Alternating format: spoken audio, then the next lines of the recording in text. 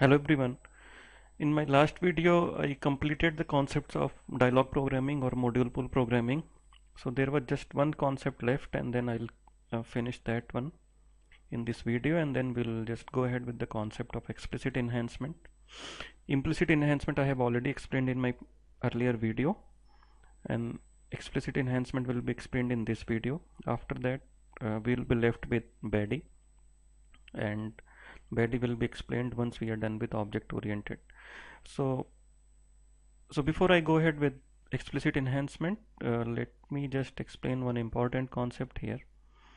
So this is okay, this is my screen painter, but let's do one thing. I'm going to VA02.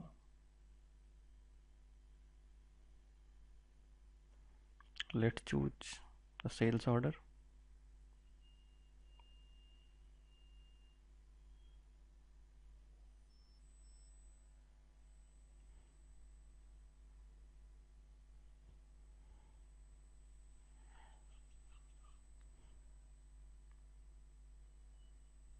It will take some time, be patient.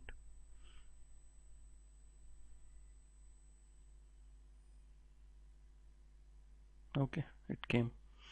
So once we are inside VA02 screen,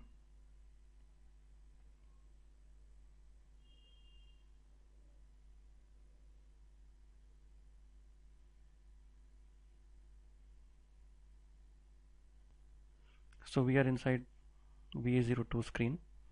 Now if I hit on save button,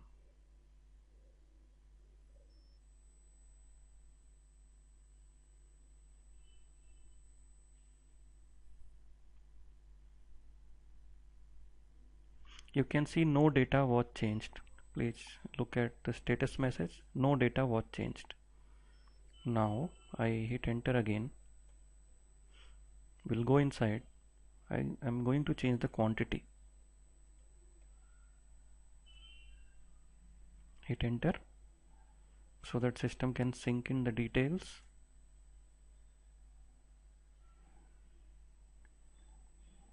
Yeah, it's syncing up now.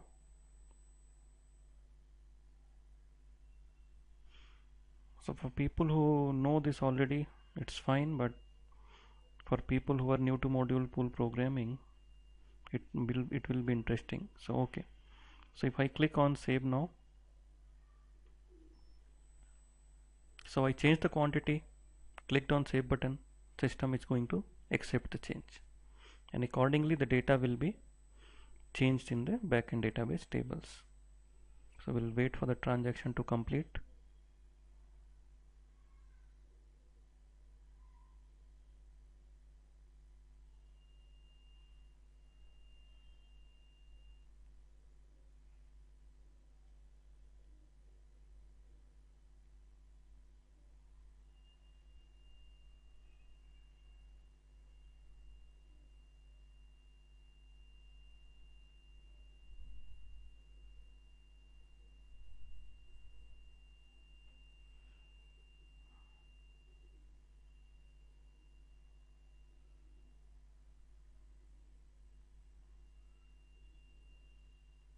Okay, it got completed.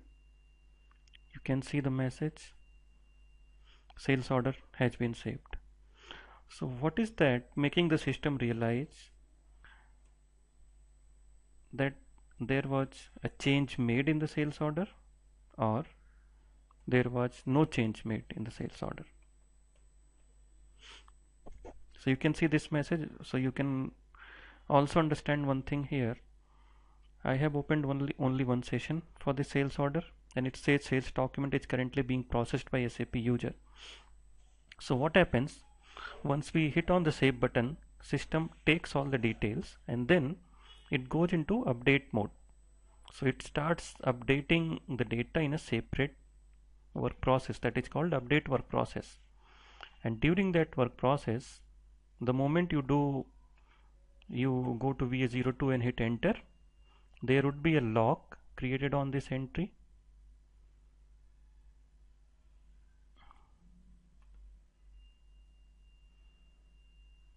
So I'll go to if I'm allowed. Yeah, create session. Yeah, so I'm inside the sales order now. Let me open a transaction SM12. So on my user, if I try to see a list, so you can see that I have logged this particular sales order. So 5277 is a sales order and 800 is the client. So you can see 3 digit for client, 10 digit for sales order. So this lock will be removed only when the update process is completed or I am completely out of the transaction. So I'll give you an example. I come out of the transaction.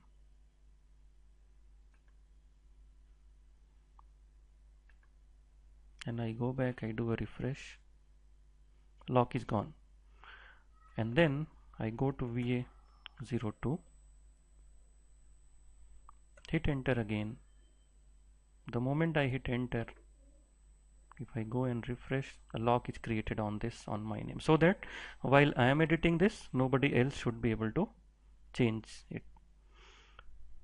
So that is another important concept, SM12. Sometime what happens, you are in VA02 and there was disconnection occurred suddenly from the server, and then the lock entry remains there, and next time you want to do a VA02, you are not able to do that. So what you need to do, go to SM12, find out a list of all the locks under your name, and then select the relevant one and delete. So lock mode is E, means exclusive lock. So you are the one who is exclusively going to work on it. So that is from the concept. Okay, now what I am doing here, changing the quantity, hitting enter,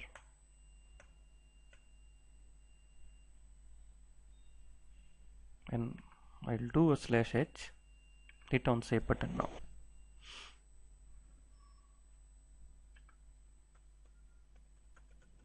So SY-DATAR is a variable.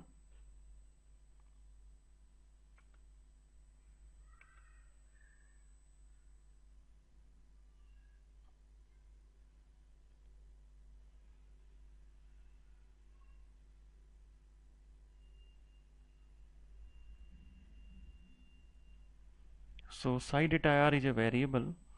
So during the screen reprocessing, which means after you do a PAI by hitting enter, then system again does a PBO. So during the reprocessing, the value of that SY-DATAR variable would be X, and then by that system identifies that yes, there was a change made on the screen.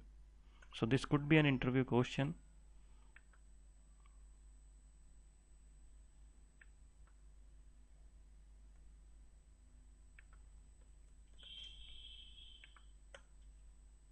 You can see the value of SY-DATAR as X, and then if we do an F8, system will accept the changes.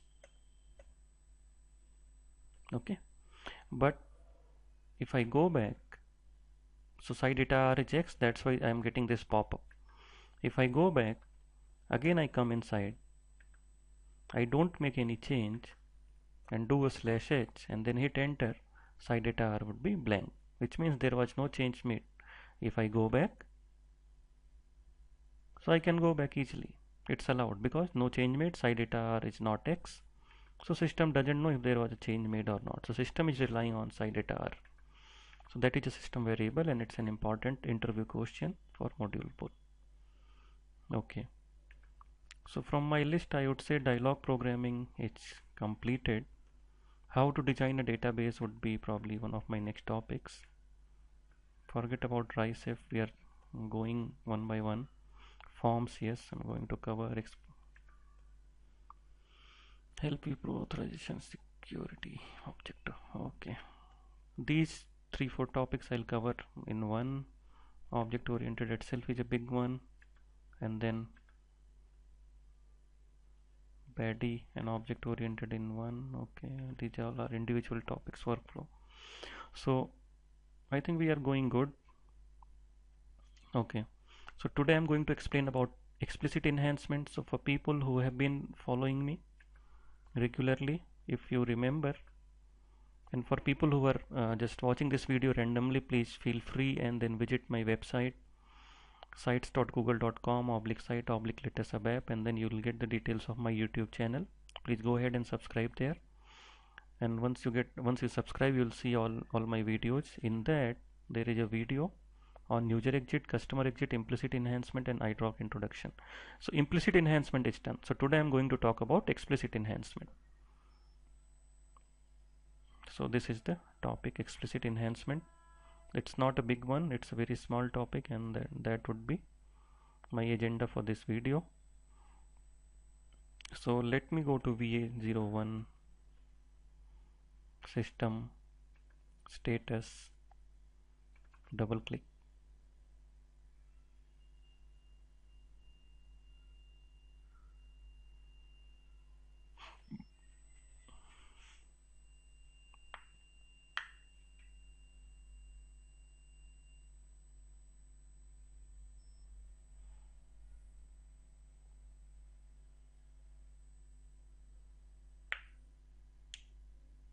Okay, so if you remember, for implicit enhancement we click on this coin button, edit, enhancement operation, show implicit enhancement options.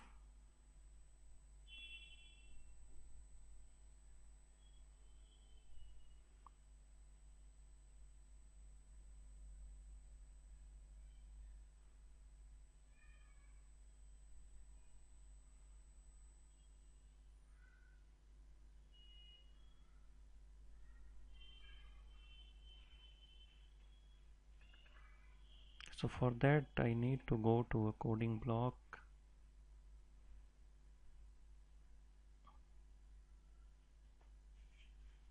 Yeah, click on the coin button,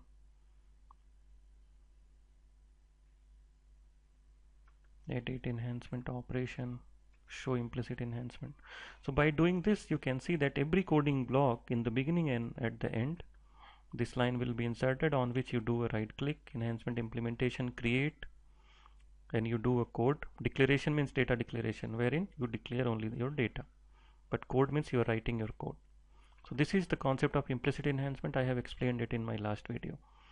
Now I'll go back and I'll explain you the concept of explicit enhancement. So explicit enhancement will be sitting already in your code.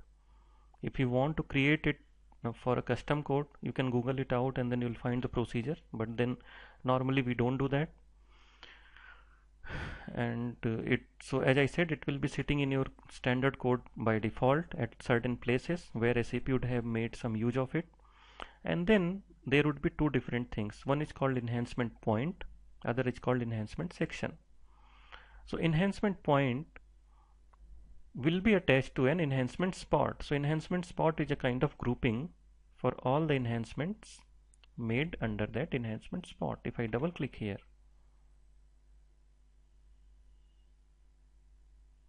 so it will take me to an enhancement spot. In the enhancement spot I can see dynamic enhancement point and static enhancement point. If I double click on the dynamic enhancement point, so you will see that I see this this statement, enhancement point, this, spot, this, and then this is my enhancement point. But if you see in enhancement and enhancement, this is the enhancement section. Okay, this enhancement section is under this enhancement point.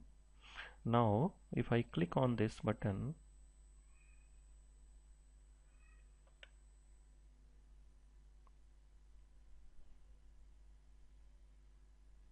so if I select my enhancement point and do a right click, I can create an enhancement implementation, the explicit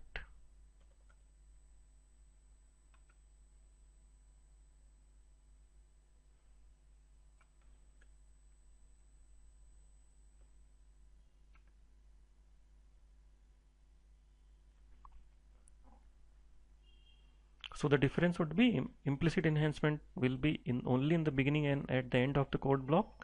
Explicit would be already sitting in the code, or you can create based on your need in your custom program, not the standard one.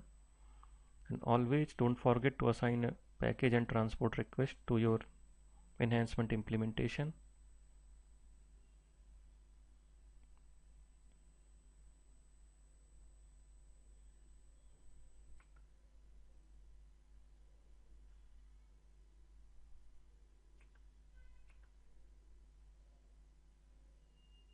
So you can see that a section would be created like this: enhancement and enhancement.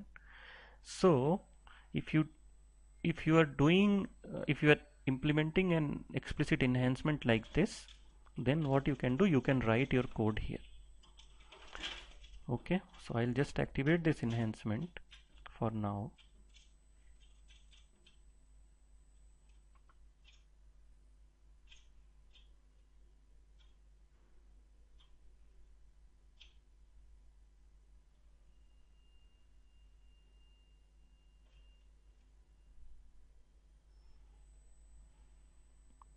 It will take some time, please be patient. Real time it doesn't take this much since it's a local system, so. But then all this arrangement only to customize the standard code without getting a license key and then modifying it. So SAP has already made certain arrangements which is called enhancement. So you can see G explicit is already there.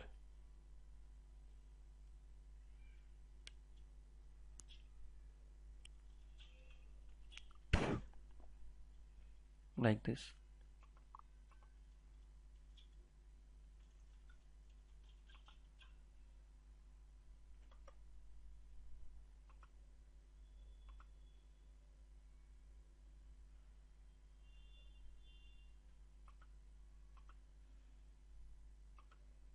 So here you can write your code. It's activated.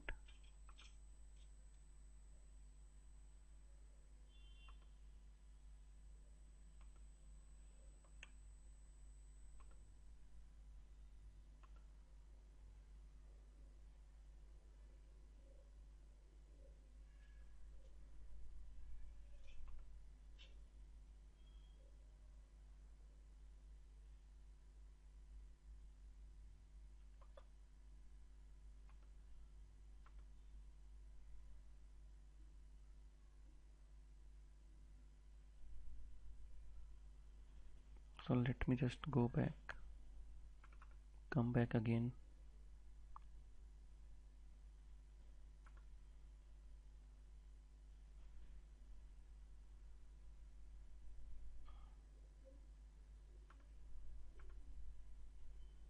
Click on that coin.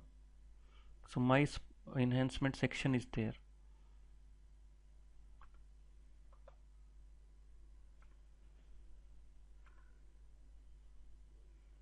And then you can see I clicked on this existing enhancement section and then did a change. If I do yes, then I get a freedom to modify the code inside this enhancement section. I can comment, I can delete, whatever. I can add one more perform here. So it gives me a freedom. See, I commented, I uncommented. So an enhancement section under an enhancement point, and then I'll call it a dynamic enhancement point, and then you'll understand why. But then a dynamic enhancement point, I can create my own enhancement section where I can write my code, but that is not needed. What I can do, I can modify an existing enhancement section by doing an enhancement implementation and click on change button, and then the code inside this is under my control. I can do a perform, I can write and include, and then I can take control of it from there.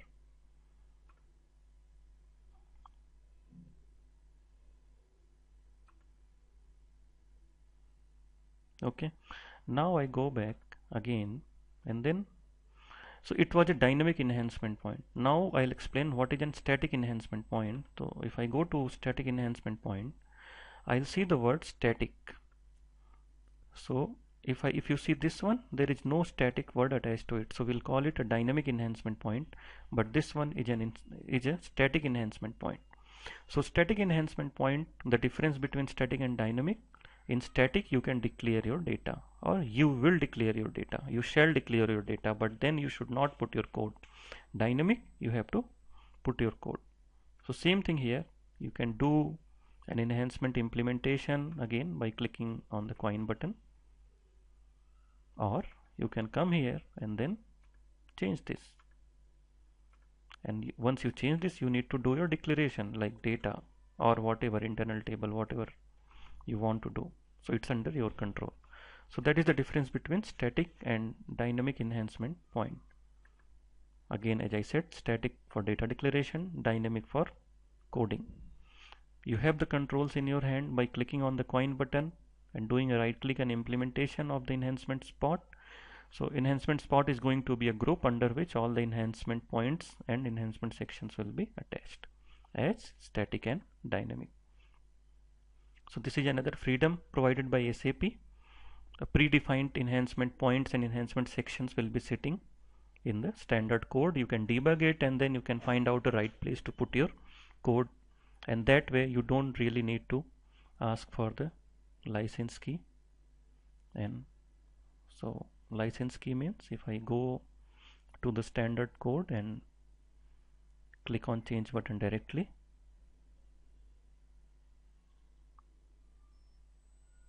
it will ask for an access key, which I need to get from SAP marketplace site by registering this object. But the problem is the moment you register this object, SAP will stop supporting this if there is any issue in future. So that's all about static and dynamic enhancement point, enhancement points and enhancement section, and also SY-DATAR in module pool. So I think we are good with these concepts, and then I'll close this session here itself. My next session would be on BTE, that is business transaction event. So let me just go to the notepad once again. So I'll delete this explicit enhancement from my agenda. I hope you have already got the point, otherwise you can Google it out. And how to create it, you can just Google some contents and you'll find, I think, many. So next would be BTE. Once BTE is done, I think I'll move to designing a database in SAP. How to design a database, we'll try to create some ER diagrams. People who are masters in computer applications or who are BTech in computer science, they should or they would be aware of this concept, but people who are from other streams of engineering, I think it will be more relevant for them if they are trying to get into SAP Labs interviews. So next would be designing a database, creating an ER diagram. We'll try to take some simple scenario like bus reservation system or something. I'm sure many of you would have created some project on that. So BTE and then this database, and then next would be forms, and I think we are good to go on object oriented. So thank you guys for being with me, and then see you again. And yes, if you like my videos, please feel free to hit the like button. Thank you.